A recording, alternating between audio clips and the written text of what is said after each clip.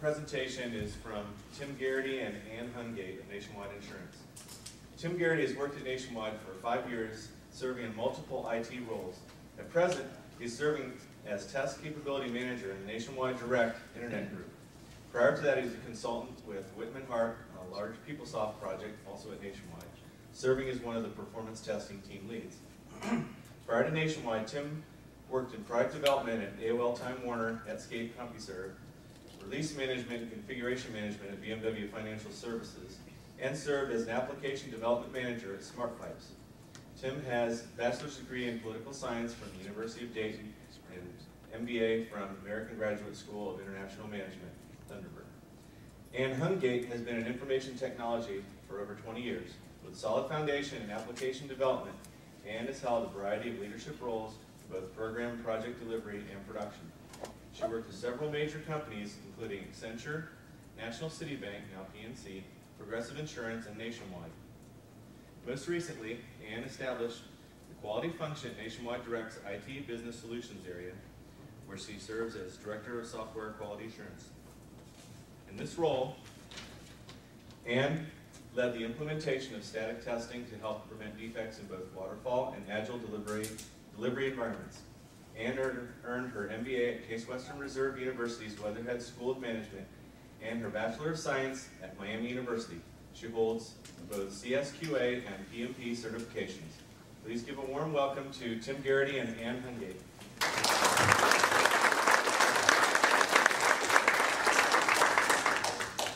Okay.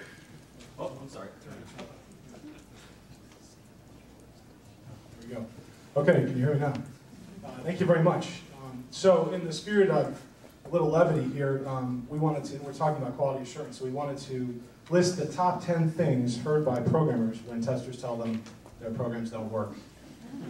Number 10, I can't test everything. Number 9, this can't be the source of that. Number 8, it works, but it's not been tested. Number 7, somebody must have changed my code. Number 6, did you check for a virus on your system? Number 5, even though it doesn't work, how does it feel? Number 4, you can't use that version on your system. Number 3, why do you want to do it that way? Number 2, where were you when the program blew up? And the number 1 thing heard by programmers when testers tell them that their programs don't work, I thought I fixed that. Does this work? Does this work? Yeah, I have to turn it on. How do you turn that on? Lights on. All right, now it works. All right. This is your clicker. Thank you. Well, good afternoon, and thanks for coming. My name is Ann Hungate. This is Tim Geraghty. And just show of hands, how many people out there are practitioners in quality? Either test leads, in analysis roles. All right, so do we have folks who are like in project delivery? Project managers, PMs, that kind of thing. It just helps so we know, with the audience to make a connection with folks. So today we're here to talk about that battle between open source automation and QTP, or just legacy integrated automation tools. So I joined the quality team about 3.5 years ago after spending several years doing project management, and got this blog where I had folks saying to me, why do you have so many manual testers? Why isn't this all automated? You need to get out of the business of manual testing. And then, why are you using QTP? Why aren't you using Cucumber? Just a barrage of questions. it took some time to really understand what we were doing and understand the makeup of the workforce and our strategy in implementing quality control mechanisms. So what Tim and I are hoping we leave here today is we help you understand 3 things. Number 1, business value. All of our quality control activities in testing have to generate some business value. So what's the business value of your automation? And number 2, I want to make sure everybody understands the difference between open source automation tools and highly integrated legacy automation tools. What do you get with one versus the other? And then finally, arm you with a framework for understanding when you pick one over the other. When do you make the investment in the people and the process and the technology to pull the business value out? So that's what I'm hoping we do today. Point this at that. Yep. I can program in several languages. I'm sorry, you're getting the wrong one. However, I'm not that good with using technology. I made a choice. I made this choice. It was back in the early 90s. I said, you know what? I'm not going to learn how to program a VCR. I'm just not going to watch TV, but I am not going to invest the time it takes to learn how to program a VCR. And that was a good call. You got to give me that. That was a good call, because now who uses that? I got TiVo, and I can record anything. Okay, all right, Tim, you're going to take a seat. Oh, yeah. So, that's right. We're trying to swap and add value. So we're first going to talk about what test automation is and why you can't really succeed without it, why you need it. Then we want to talk about the history of open source. I'm not sure if people all know where it really came from. And then I'll also talk about the history of QTP. And then we're going to talk about the merits and drawbacks of each. And then we'll also, as Ann said, give you a means for evaluating when to use each of those, or maybe a hybrid. And then we'll talk about tips from the trenches, try to have a look ahead, and then leave room for Q&A.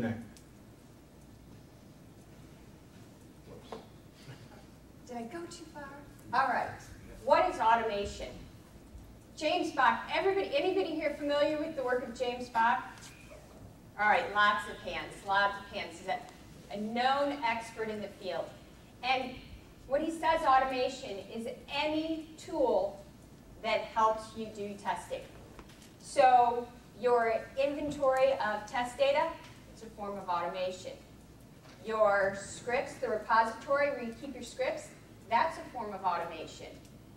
And then your QTP, or your Cucumber, or your Ruby on Rails, those are all forms of automation. They're things that help you get through your testing faster.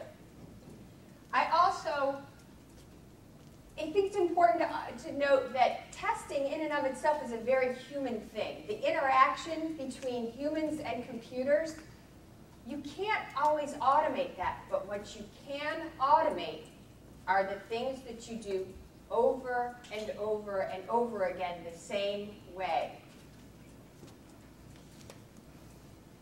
One of my favorite leaders in quality is not necessarily a popular guy, but Barry Bain. Anybody heard of Barry Bain? Yes.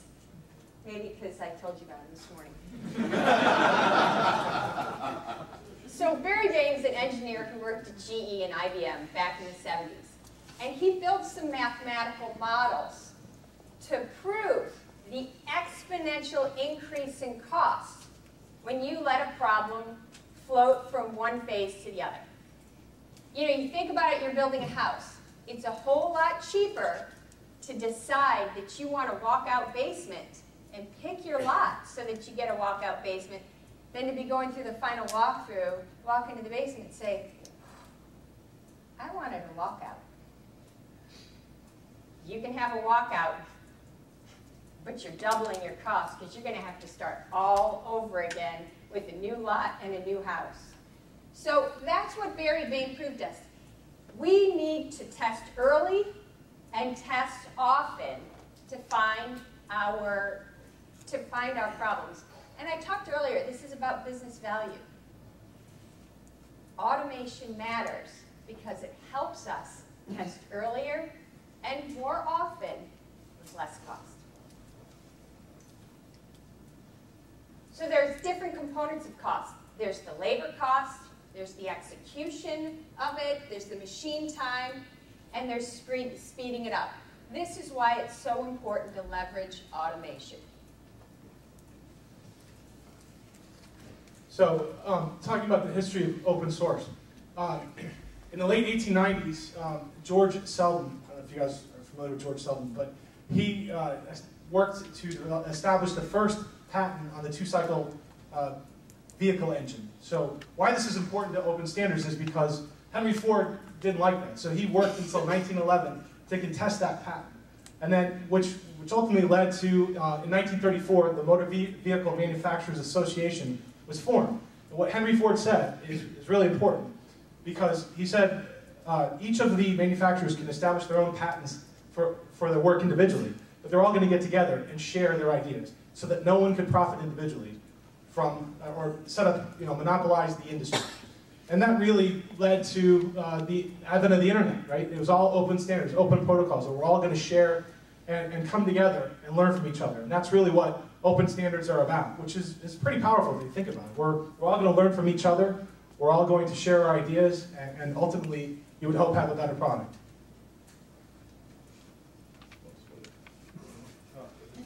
Just like that.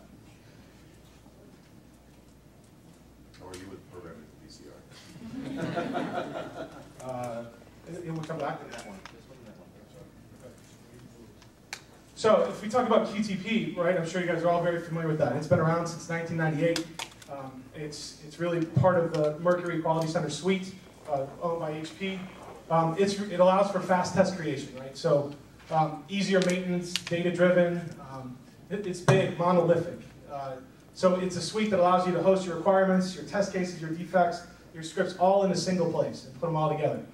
Oftentimes the problem falls with the implementation of it, right?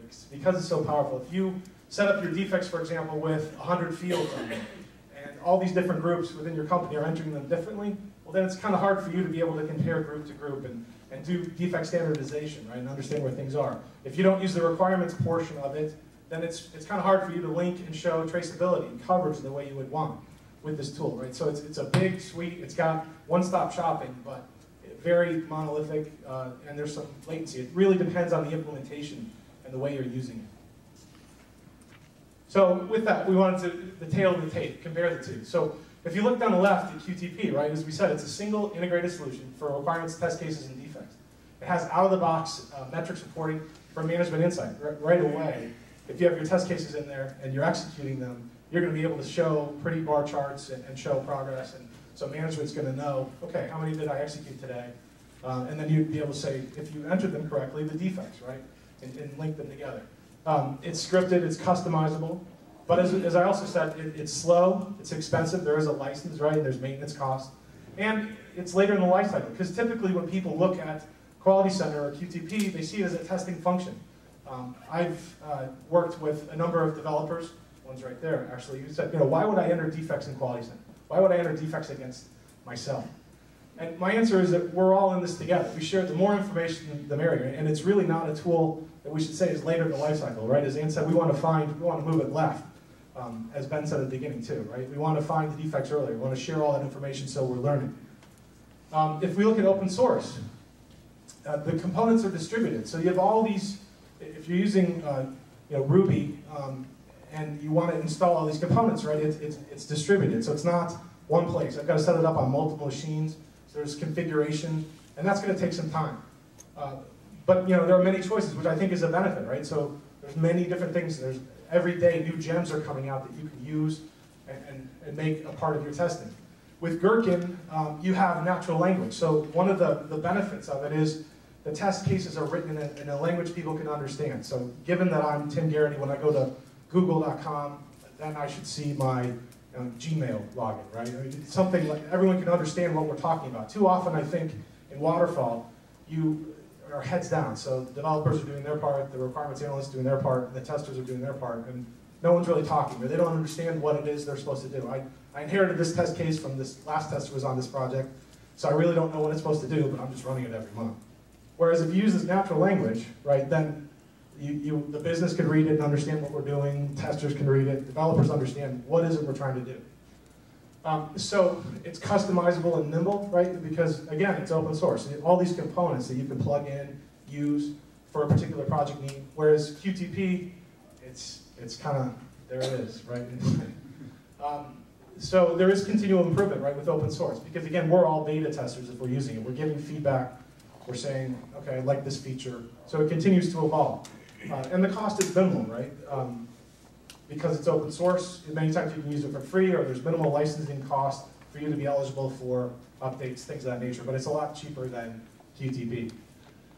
There is a learning curve, right? It favors the stronger technician. If you're using Quality Center, typically people from the business may come to testing, and that their skill set is more conducive to that. But for open source, it's going to be a little more involved, and so you have to be aware of that. And then there's really, at this time, there really isn't out-of-the-box reporting or integration with requirements and defect management, because it's a function of what you set up and how you use it.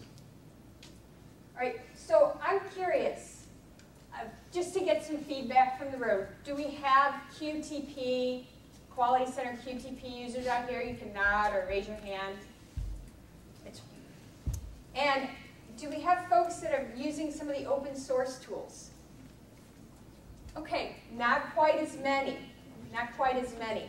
No. Do you get asked the question, why do you use one versus the other? Or practitioners, have you been asked by the executives in your area to move to one or the other? Or have you had agile teams pass you work products and expect you to continue using their open source, and you guys aren't skilled or ready to take it on? Has anybody had that situation? You can just nod. So these are the challenges we're facing. These are the challenges we're facing. Why would you use one versus the other? They're both valid tools. They have different strengths, different weaknesses. So what I want to do right now is help create a framework for you to understand which one you should use and when. Tim and I came up with this topic because we were trying to, when creating this event, we wanted to have something that was real and current and a pressing issue a lot of us are facing. So we reached out to other experts. We brainstormed among ourselves and other folks at Nationwide and some of the other directors and said, why are you using one versus the other? And everything came down to build. Well, we use this methodology. When we build, when we do this. Then I was talking with my app owner, and he says, Ann, it's business value. It doesn't matter to me which tool you're using or not using, but it's the business value. Because I consider that automation part of the asset. The asset the software isn't just the code. It's the automation. It's the requirements. It's the test data. He said, so give me business value. So what we're proposing is a framework for evaluating it that's not two-dimensional. It's not what methodology are you using and when does this need to be done. It's multiple dimensions with a lot of different combinations.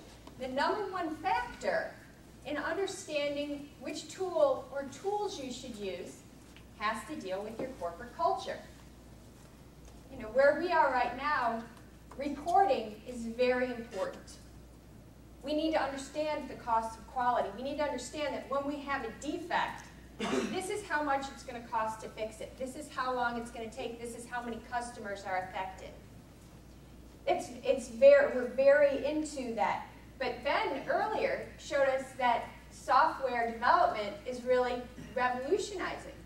And there are going to be a lot more companies that have a Silicon Valley attitude. Okay, well, those move a lot faster, and that static reporting might not be as important. So culture is the number one dimension. What are people willing to adopt? Then the second thing we looked at, dropping down, is complexity. How hard is the software? Is it a standalone piece of code that's pretty straightforward, serves one business function? Or does it have a lot of functions and a lot of interfaces and interactions? One of the things we found with with the open source tools is you can get at a unit test level. So if you have a highly complex function or a highly complex application, you can break it into smaller components. With the open source, there's a lot less overhead, and you can get those individual integral functions tested very thoroughly, very accurately. And Cam's actually going to be talking about that a little bit later on. Because when you have the emergence of acceptance test-driven development, any folks starting to go that direction? Show of hands. All right, so we've got some emerging folks going that direction. With acceptance test-driven development, you're going to start to see more of these open source scripts coming to you as a testing team to manage long-term with the production asset. The next thing is we talked about methodology. When you're doing classic waterfall methodology, then QTP through Quality Center is an excellent tool. It really lends itself to the classic. If you're doing more iterative, well, with acceptance test-driven development, you're building a lot of the automation in. And the last thing we said is the rate of change. So once this application or set of applications is in production, how often is it going to be hit with change? You know, in insurance, we get rate and regulatory changes, so it could be hit with change every month. If you're rolling out something and every couple months you're going to have a release and be expanding the function, that's one thing. But if you're standing up an application that's pretty static, it's not going to have a lot of major overhauls, then your test methodology can be more static. So what we did is actually build this grid to help us understand when we choose one over another. And I love Tim's real mathematical and figured out that with these 4 factors, there's actually 81 combinations. And I should have known that from my decision sciences major in college. I should have known all my permutations and combinations, but Tim did that. But it really helps you, given what you've got, you can make a recommendation. So we found this chart to be very powerful and something tangible that we can take back to our individual teams and make the call. So now as a director, I've got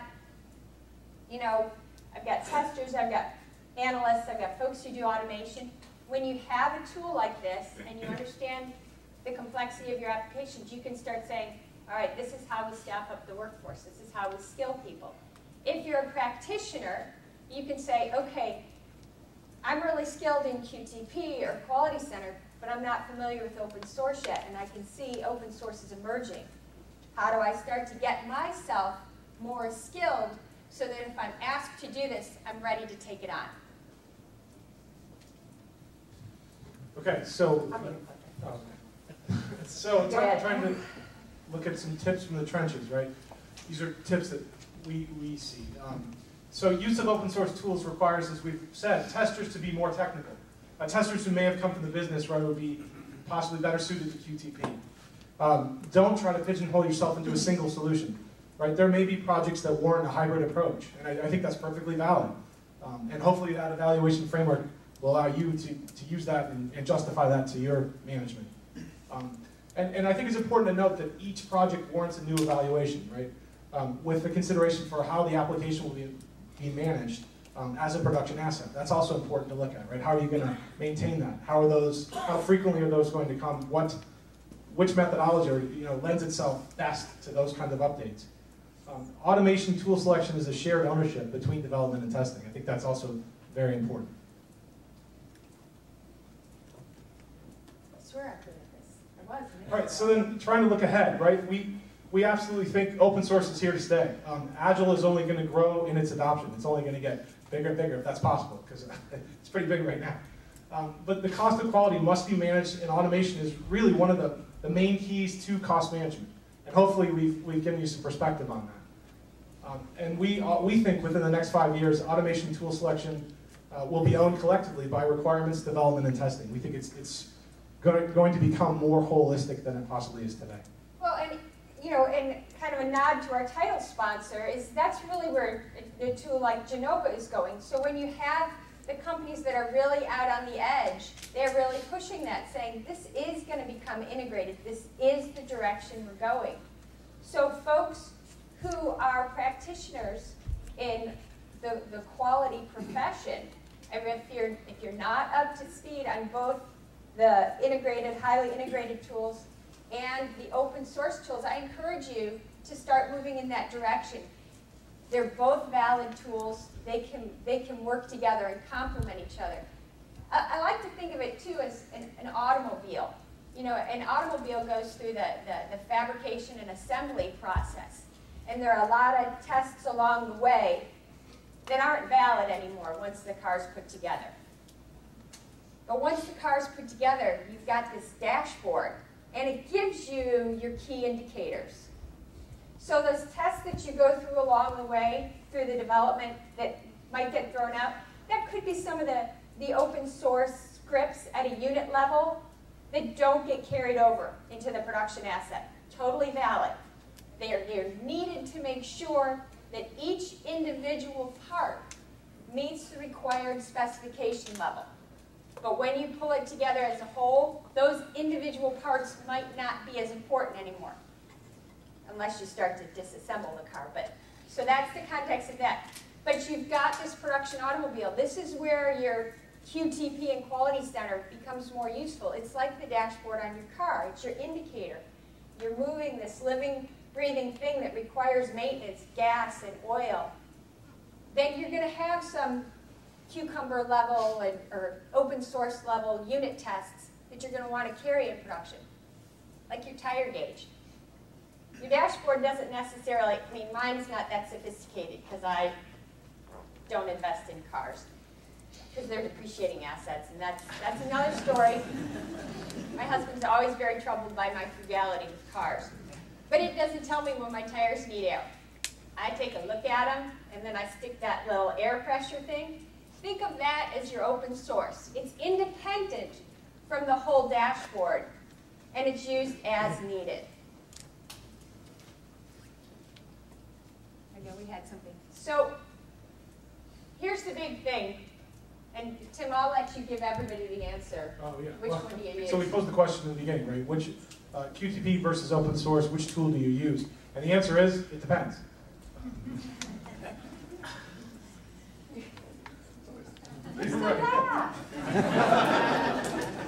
It does. It just depends. It depends on the 4 factors. But it also depends on you guys as professionals in the quality family to be skilled on them, to be skilled with these tools, to know when they're appropriate. Because as my application owner, he asked for business value. Everybody tries to squeeze testing. They say, are you spending too much time testing? I don't want to do these reviews, walkthroughs, and inspections. We already do them. I don't want to. So what you have to do is know these tools, know when to use them, and know the value you're getting out of them. Because that represents all of us well, this underserved profession.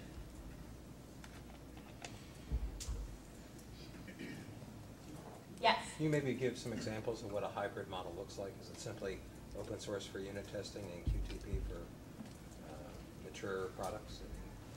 That's an excellent example. You want to? Well, so, I mean... Did you guys hear the question? I'm Can sorry, you the give question... an example of what a hybrid model might look like? So, yeah, at Nationwide, we have the Dev Center, right, which does build work for us, and so they're using open source tools, and then it's delivered back to our business solution area, and so then when we take over run of that asset, then we're using QTP for our regression. So it's really isolating the build from the run, and so the build is occurring with these open source tools, and then in the run space, we have this regression suite, and that's QTP, but we're still dealing or grappling with the issue of, do we move that regression suite to open source as well? Does that make sense? Should we go acceptance test-driven development? You know, we think it does, but we have all this legacy sunk cost in these regression suites, or this regression suite in QTP. So we have to be careful about how we do that, because we have to tell our app owner, the cost that's going to be involved in that, and we don't want to do duplicated entry either. So it's kind of a fine line. So at Nationwide, when you have agile projects, do you use QTP at all? That's a great. So the question is, when we have agile projects, do we use QTP at all?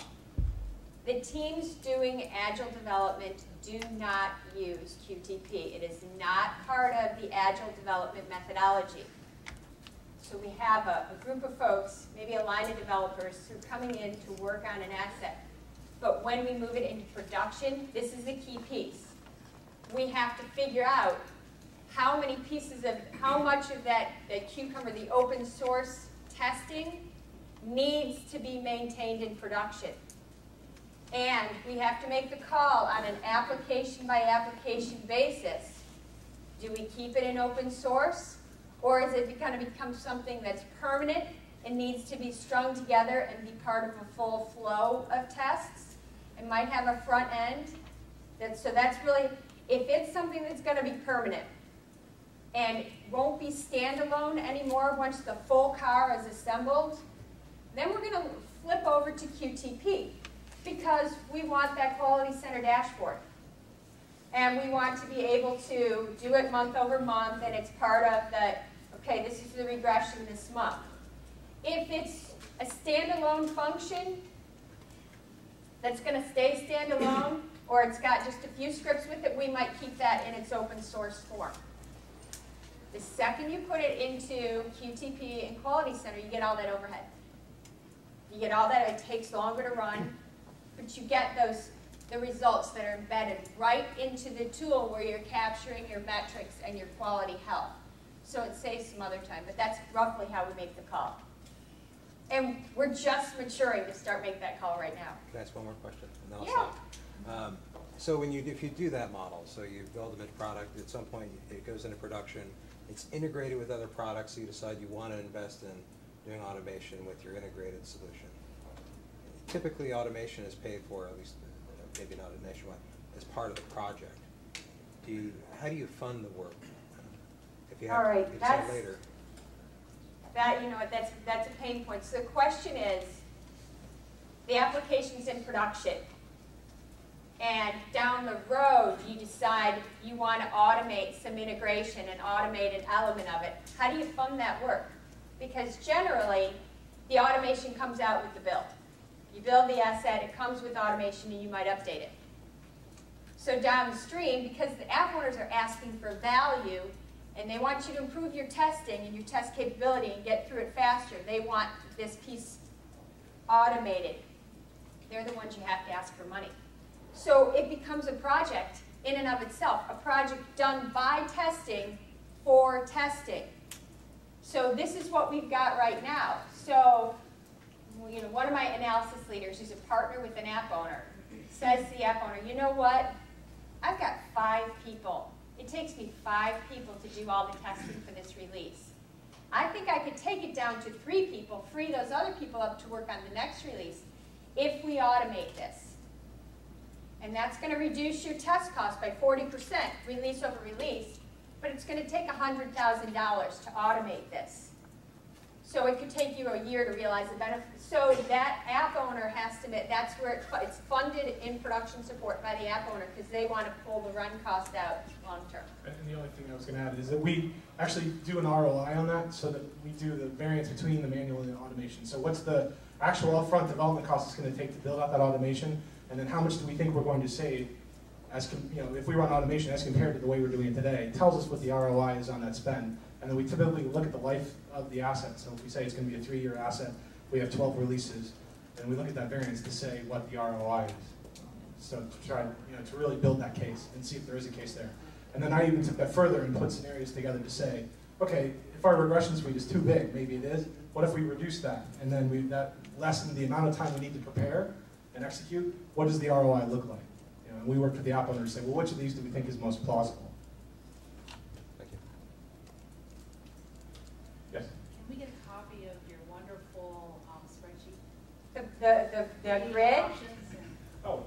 I need to think about it because that's something we're probably going to go ahead and publish. Oh, okay. So I can't answer that just yet.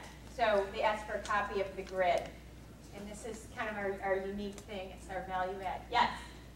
Is there a particular open source tool that will likely become dominant or popular, and if so, why? I don't know. Do you want to answer this, or should we defer to Cam? I mean, Cam might be the guy to answer that question who's going to speak. I, in preparation for this, I played around with a lot of different open source tools, and I'm I mean, it's obvious, right? I'm partial to Cucumber, Ruby. There are all kinds of, and this sounds real corny, but wonderful gems that you can install on your machine that just, but the problem is there are so many out there, knowing which is right. So I think Cam is probably the guy to answer that. I think Cucumber has a lot of momentum, but the emphasis should really be on the tool. As we'll talk about at APDD, it's really the whole way you work and approach the work. The tool is an afterthought, and if you don't really change the way you work, the tool won't matter. We'll talk about that later. Okay, so where that's going to come up a little later, Cam Wolf is going to be talking about acceptance test-driven development. And at the heart of that is building in, for every requirement, building the automation script at the same time. Yes? Why are we combining QTP with Quality Center? I feel QC is a completely different tool, and we can use independent of QTP, and we can use Ruby and still use QC. Why do we have to combine QTP with QC? Because we are doing a comparison, right? Open source versus HP products. But Quality Center we can use independent of whether we use QTP or whether we use Ruby. That's really good. So, I mean, yeah, we had, and we put that out there saying there was, hybrid is a valid choice, but certainly you can use it for defect entry, you can use it for requirements management, absolutely. And I think that was that hybrid row on the grid we put together, saying it's not necessarily mutually exclusive, that you have to use one or the other. There are cases where you could use both of them together, right? Also, in research for this, I looked at a lot of different things, and there are a lot of people asking questions like, will QTP die? Will Quality Center go away? And the answer to that question is no, it won't. There are people in the Agile space who are using QTP and Quality Center. They're not using open source. I've seen, I've read a lot of different blogs from people who are doing that. And also QTP 11 is coming out, which is trying to bring some more Cucumber-like features, right? To try to be more about getting people to communicate and collaborate. I don't know that I'm convinced it'll be as successful as open source, but I think, clearly QTP, HP understands that they have to evolve the tool, right? And what the drawbacks are. Well, and I want to take it a step further. I want to ask that you don't abandon Quality Center or whatever enterprise defect tracking tool you've got if you're using open source. It is essential that you keep a record of this thing. One of the things we do in our group is any defect found before production isn't a defect, it's a save. You've got to celebrate the saves. These are problems we caught and fixed before they went into production. And if you're using a tool, an enterprise tool for tracking these defects, keep using it, regardless of whether you're on open source or not. I thought you were done. He's too shy to ask a question, so I'm going to ask for him. You mentioned earlier that when you go to open source, you tend to need more technical testers. And I was curious, we have a lot of business domain-based testers. Have you found it difficult to train them to work with these tools, or do you really just have to change your staff composition? Do you need to teach a developer how to test? Do you need to teach a tester how to code? Oh, you stop it. Just trying to answer it the right way. You know what? The answer is it depends. It is fun. It depends on the person. Do they want to? So you've got somebody with a business background who moved into testing. Do they want to get technical and try this stuff? If yes, then create the opportunities for them to get trained. If they have the aptitude. I used to have a group of, we call them the client team. We were running the testing for a call center. We pulled people right out of the call center. And after a year on the line of writing scripts, executing tests, validating requirements, they didn't want to go back to the call center. Most of them entered the programming training course and spent the next year becoming programmers, and now, 20 years later, they're all still programmers or they're in a technical profession. So they can switch, but it's up to the person. And as a manager, I don't think you can make the call, but you have to present the opportunity. Dave, have you thought about this? But I love, some of my favorite are programmers turned testers. I mean, that's easy. That's a great win. That's a great win. You guys all look like you're ready for a break and a snack. All right. All right, thanks a lot, and everybody.